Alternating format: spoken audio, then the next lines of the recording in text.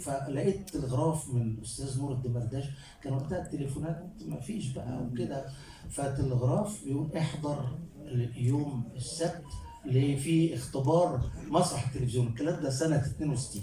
فاستلفت من اختي 5 جنيه عشان انزل بيها. هي كانت اشتغلت، يعني اتخرجت واشتغلت بقى، فانزل بيها القاهره واحضر الاختبار في مسرح التلفزيون. مسرح التلفزيون ده اللي ما يعرفش، دكتور عبد القادر حاتم جه سنه 62 ولقى ان خريجين معاهد الفنيه ما بيشتغلوش، لان كان عندنا المسرح القومي والفرقه مسرح حديث بتاع زكي طليمان، وفرقتين خاصين اللي هم الريحاني واسماعيل ياسين. ما هو كان القومي بس اللي موجود، الحر احيانا، الحر ما بيشتغلش طول السنه.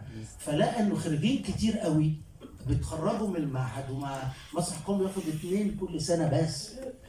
فراح عامل مسارح التلفزيون 10 فرق مسرحيه في مسرح الهوسابير كان مقرها. فانا جيت اختبرت كمساعد مخرج ومدير مسرح في مسارح التلفزيون. الحمد لله طبعا نجحت. ليه؟ لاني كان عندي خبره قبل كده مع نور الدمرداش، سواء في الجامعه او في الفرقه الخاصه اللي عملناها بعد التخرج. فده يعني طولت شويه، بس التفاصيل دي هي عايز اقول اللي عملت الدفعه